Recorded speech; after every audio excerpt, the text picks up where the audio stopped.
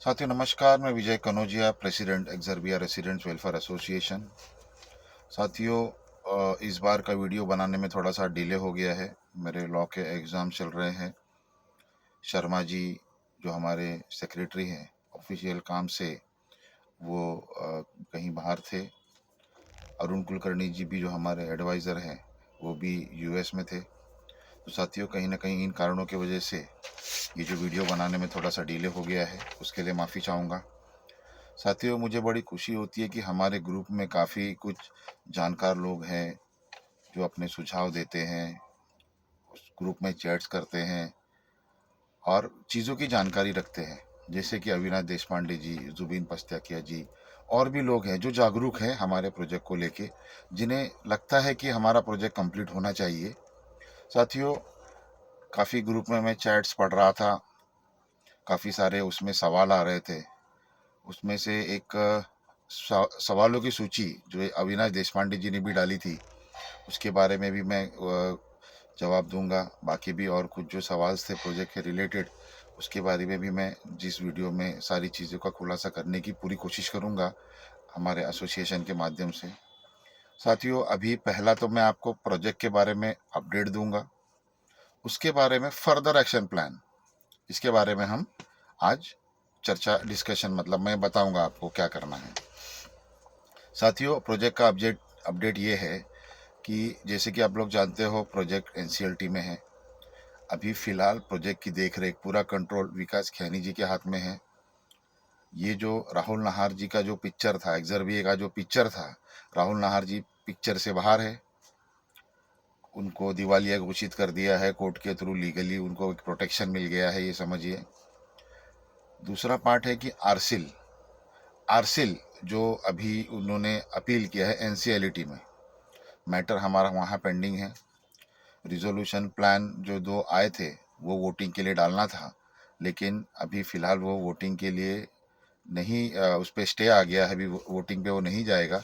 सिर्फ दो लोगों ने एप्लीकेशन डाली है, एक राहुल नाहर खुद है और एक बंटी रियलेटर्स करके कंपनी है। तो ये जो हमारा जो प्रोसेस है सीआईआरपी का, उस पर कहीं रुकावट नहीं लगी है, लेकिन ये रिजोल्यूशन प्लान की वोटिंग पे रुकावट लग गई है। जब तक वो वोटिंग आगे प्रोसीड नहीं होती है, तब तक कोई डेवलपर अपॉइंट नहीं होगा, और डेवलपर अपॉइंट नहीं होगा तो हमारा प्रोजेक्ट नहीं बनेगा। ये इसकी करंट स्थिति है। अभी बात कर रहे हैं आरसीएल की। आरसीएल से हमारी 2 से 3 मीटिंग हुई, फ़ोन पे भी मेरी बात होती है उनके बड़े अधिकारियों से। आरसीएल की जो साथ में हमारी जो मीटिंग हुई, उन मीटिंग द्वारा आरसीएल का ऐसा कहना है कि ये जो प्रोजेक्ट है ये पूरा राहुल नाहर द्वारा मैनेज्ड है। विकास खयानी जो काम कर रहे हैं वो केपेबल नहीं है हमारे प्रोजेक्ट को कंप्लीट करवाने के लिए। अगर वो प्रोजेक्ट कंप्लीट करवाने के लिए केपेबल होते तो और भी, सिर्फ अभी जो 2 एप्लीकेशन आए हैं, इसके अलावा भी और एप्लीकेशन आते और हमें कोई अच्छा बिल्डर मिल सकता था, जिसमें उनका भी पैसा रिकवर होता और होम बायर्स को उनका घर भी मिलता। साथियों, आरसीएल के मुताबिक विकास खयानी इज मैनेज्ड, और वो राहुल नाहर के लिए काम कर रहे हैं। जो भी प्रोसेस चल रहा है, और विकास खयानी के ऊपर बहुत बड़ा क्वेश्चन मार्क है। अभी विकास जी ने पिछले मीटिंग में जो प्रपोजल डाला है कंस्ट्रक्शन शुरू करवाने का, अभी ऐसा बोलना है कि अगर वो नया डेवलपर नहीं ला सकते इतने दिनों में, इतना सीआरपी प्रोसेस करवाने के बाद, तो वो कंस्ट्रक्शन कैसा शुरू करवा देंगे। तो साथियों, ये सब चीज़ों पे कहीं ना कहीं एक सवाल खड़ा हो जाता है। विकास खयानी जी पे क्या हमें उन पे भरोसा करना चाहिए, नहीं करना चाहिए। अगर आरसीएल की हम बात माने तो विकास खयानी जी पे हमें कोई भरोसा नहीं कर सकते अकॉर्डिंग टू आरसीएल, क्योंकि वो मैनेज्ड है राहुल नाहर से। अगर वो राहुल नाहर जी को मैनेज अगर होंगे, आया तो है, तो फिर हमारा प्रोजेक्ट कंप्लीट होने में मुझे लगता नहीं कि हमारा प्रोजेक्ट कहीं ना कहीं कंप्लीट होता हुआ हमें दिख रहा है। सिर्फ हम उलझते रहेंगे इस तरीकों में। साथियों, दूसरी बात, अगर एनसीएलटी अभी जो जो वो अपील में, सॉरी एनसी विकास खैनी, और जो एनसीएलईटी का प्रोसेस और आरसीएल, अभी आरसीएल गया है अपील में, अगर वहाँ पे भी उसको अगर सेटिस्फेक्शन नहीं मिलता है, उसके फेवर में डिसीजन नहीं आता है, फिर वो जाएगा सुप्रीम कोर्ट। तो कहीं ना कहीं ये जो प्रक्रिया है, इस पर रुकावट कहीं दिख ही नहीं रही है। आरसीएल बोलता है कि मुझे मेरा पैसा चाहिए, मेरे पैसे को मांगने के लिए, मेरे पैसे को रिकवर करने के लिए मेरा अधिकार है, और मैं उस अधिकार क्षेत्र में मैं जहां मैं जा सकता हूं। अगर मुझे यहां से न्याय नहीं मिला एनसीएलटी से, तो फिर मैं न्याय मांगने के लिए जाऊंगा सुप्रीम कोर्ट। तो ये सब प्रोसेस में होम बायर्स का क्या?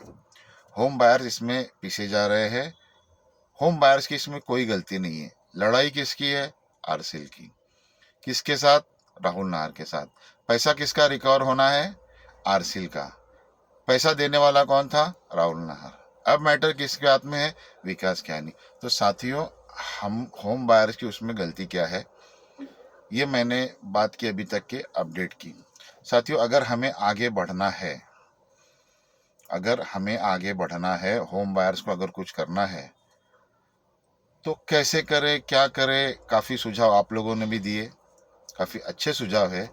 अविनाश देशपांडे जी ने एक सूची भेजी थी, उसमें कुछ प्रश्न थे, मैं उसके भी सवालों का जवाब देने की कोशिश करता हूं। अविनाश देशपांडे जी ने कहा था कमेटी को हम एक सभी एक्सर्बिया प्रोजेक्ट की एक कॉमन एसोसिएशन बनाने के लिए अथॉरिटी दे। अविनाश देशपांडे जी और बाकी के मेंबर्स, मैं आपको बता देना चाहता हूँ, हमारा प्रोजेक्ट रिलेटेड है वरई से। बाकी वांगनी का प्रोजेक्ट है, महाड़प से प्रोजेक्ट है, और एक दो प्रोजेक्ट है। इन सारे प्रोजेक्ट की कंडीशन अलग अलग है। कुछ प्रोजेक्ट बने ही नहीं है, कुछ प्रोजेक्ट थोड़े बने हैं। सबसे बेटर जो कंडीशन जो मुझे लग रहा है, मैक्सिमम जो पोर्शन हमारा कंप्लीशन का है वो वरई का है। तो हम सभी की कंडीशन अलग अलग है, तो हमें सभी सारे प्रोजेक्ट वालों को मिला के फेडरेशन बनाने का जो आपका सुझाव है, ये पॉसिबल नहीं है। अगर हमें आगे कोई लड़ाई लड़नी है तो हमें लड़ाई खुद की लड़नी पड़ेगी, एक्सर्बिया वरई की लड़नी पड़ेगी। हमें सबके साथ में मिलके हम नहीं लड़ सकते। और दूसरी बात उन्होंने कही है कि एक रेप्यूटेड कॉरपोरेट वकील अपॉइंट करने की। चौथा पॉइंट उनका है कि ये वकील हमें जो बताए वैसा करे, किसको वोट करना है वो बताए। और दूसरा पॉइंट उनका है एआरपी मतलब दीप्ति और आईआरपी मतलब विकास खियानी को रखना है या निकाल देना है वो बताए। ठीक है। ईएमआई की केस को भी कोर्ट में रखे। लीगल खर्च पर एसोसिएशन उनके मेंबर्स को, मतलब इसका मायने कि उनका जो हमें जो कंट्रीब्यूशन लेना है, जो खर्च लेना है, वो उसको हम यूटिलाइज करें। आगे भगवान एसोसिएशन व वकील पर भरोसा रखकर हम शांत बैठे। साथियों, अच्छे सुझाव है।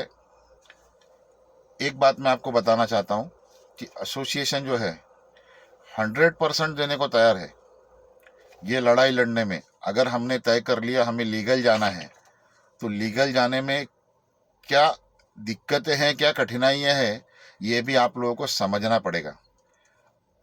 कुछ हमारे मेंबर्स है सिर्फ चैट पे रहते हैं, सिर्फ वो ग्रुप में रहते हैं कि हमें लीगल जाना चाहिए, हमें इसके खिलाफ केस कर देना चाहिए, हमें उसके खिलाफ केस कर देना चाहिए। क्या घर पे बैठ के फ़ोन पे बात करके व्हाट्सएप करके हम क्या केस कर सकते हैं किसी पे? क्या हम लड़ाई कर सकते हैं? हमें केस लड़ने के लिए, हमें लीगली जाने के लिए हमें भी अपना कुछ वक्त देना पड़ेगा। हमें मीटिंग्स अटेंड करनी पड़ेगी, कुछ कंट्रीब्यूशन देना पड़ेगा। साथियों, हम कुछ 450-500 मेंबर हैं। हम महीने का 50 रुपया मेंबरशिप कलेक्ट करते हैं। साथी, आपको पता है करीब 200 लोगों ने तो हमारी मेंबरशिप का जो रिन्यूअल है वही नहीं भरा है। मतलब 50 रुपया महीने का वो नहीं दे पा रहे। अगर हमने लॉयर अपॉइंट किया, एनसीएलटी का लॉयर और हाईकोर्ट का, दो ऑप्शन है। हम एनसीएलटी भी अप्रोच कर सकते हैं और हाईकोर्ट भी अप्रोच कर सकते हैं। अगर हमने एनसीएलटी अप्रोच किया तो लॉयर की मिनिमम फीस कितनी है एनसीएलटी की? आप देखते हो विकास खैनी जी जब कॉस्टिंग डालते हैं, मिनिमम फीस 1.5 से 2 लाख रुपए एक हियरिंग का लेते हैं वो लोग। हमारे एसोसिएशन के पास कैसे पैसे कितने जमा है? हमारे एसोसिएशन के पास 4.5 से 5 लाख रुपए कुछ जमा है।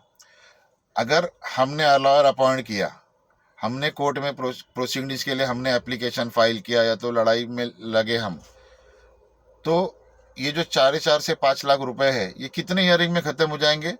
3 हियरिंग में, 4 हियरिंग में, या तो 2 हियरिंग में, depend upon the lawyer. Lawyer के साथ चर्चा करने के लिए, डिस्कशन करने के लिए अगर हम कोई लॉयर के पास जाते हैं तो मिनिमम 10 से 15 हज़ार रुपये चार्ज करते हैं, क्योंकि ये जो एनसीएलटी के लॉयर्स हैं ये महंगे हैं, हाई कोर्ट के जो लॉयर्स हैं ये महंगे हैं। तो ये हमें समझने की बात है कि ये जो फंड का जो कंट्रीब्यूशन है, अगर हमें लड़ाई लड़नी है तो इसे हम कैसे करेंगे? क्या ये सब मेंबर्स एग्री होंगे? जो लोग 50 रुपया नहीं दे पा रहे हैं, जो 50 रुपये के लिए इतना सोच रहे हैं, जो मेंबरशिप की रिन्यूअल नहीं कर रहे हैं, क्या ये लोग लीगल प्रोसेस में लड़ाई लड़ने के लिए पैसे का कंट्रीब्यूशन देंगे? पैसे का कंट्रीब्यूशन जो आएगा, और जो ये सब हमें लीगल लड़ाई में हमें इसे लगाना पड़ेगा। हम हमारा 100% देने के लिए तैयार है। दूसरी बात, ये सभी चीज़ों को अगर फाइनलाइज करना है तो हमें एक एसजीएम लेनी पड़ेगी, special general body meeting. Special general body meeting में आपने देखा है कि अटेंडेंस कितना होता है? पिछले जो हमारा एजीएम हुआ था उसमें आपने देखा था अटेंडेंस कितना होता है? हमारे पास 450 से 500 लोग हैं। मीटिंग में कितने लोग आते हैं? 100 सवा 100 लोग, कभी कभी उससे भी कम। क्या हम अपना घर मिलने के लिए बड़ी बड़ी बातें कर रहे हैं, लड़ाई लड़ने की बात कर रहे हैं? हम एक दिन हमारे मीटिंग के लिए नहीं दे सकते?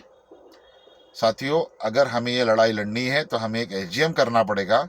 हमें कुछ महत्वपूर्ण रिजोल्यूशन पास करवा के लेने पड़ेंगे, जो हमें आगे की लड़ाई में हमें कोर्ट में वो प्रोड्यूस करना पड़ेगा। कुछ अथॉरिटी लेटर्स आप लोगों को, एसोसिएशन को देना पड़ेगा, कुछ कंसर्न साइन करने पड़ेंगे, ताकि हम कोर्ट में उस आपके कंसर्न से लेके कि आप लोगों ने हमें अथॉरिटी दी है कि हम आपके बिहाफ में फाइट करें।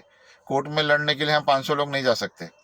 कोर्ट में लड़ने के लिए आपको एसोसिएशन के कुछ मेंबर्स को अथॉराइज करना पड़ेगा कि आपके बिहाफ पे हम जाके वहाँ लड़ाई लड़ेंगे। लड़ाई लड़ने के लिए हम तैयार है। मैं वापस से कहता हूँ कि आप लोगों को उतरना पड़ेगा, आप लोगों को फील्ड पे आना पड़ेगा, आप लोगों को मीटिंग्स अटेंड करनी पड़ेगी, आप लोगों को कंट्रीब्यूशन देना पड़ेगा। अगर आप ये सब चीज़ के लिए तैयार हो तो साथियों, हम आपकी लड़ाई लड़ने के लिए तैयार हैं। साथियों, इसके लिए हमने सोचा है कि हम एसजीएम करेंगे। मेरी 2-3 लॉयर से मेरा डिस्कशन भी हुआ है। लॉयर से सलाह लेने के बाद कोशिश करेंगे कि लॉयर भी उस हमारे जो एसजीएम है, स्पेशल जनरल बॉडी मीटिंग है, वो मीटिंग में लॉयर को हम बुलाएं और एक कठोर निर्णय जो लेना है, जो आप सब लोग बोलोगे, जो मेजोरिटी बोलेगी, वो निर्णय को लेके हम आगे बढ़ सकते हैं। साथियों, समझ लीजिए कि ये जो हमारी सिंपल भाषा में आपको समझाने की बात करता हूँ कि हमें बस से, ट्रेन से या प्लेन से जाना है। साथियों, ये जो लड़ाई है इसमें हम बस से नहीं जा सकते, इसमें हम ट्रेन से नहीं जा सकते। ये लड़ाई में हमें प्लेन से ही जाना पड़ेगा। प्लेन का किराया महंगा है।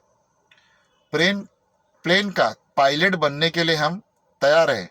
पायलट बन के हम प्लेन चलाएंगे, लेकिन इसके लिए आप लोगों को भी उतरना पड़ेगा, उसका लीगल खर्च समझना पड़ेगा। और जो लीगल जो खर्च है, इस तो बात बराबर है।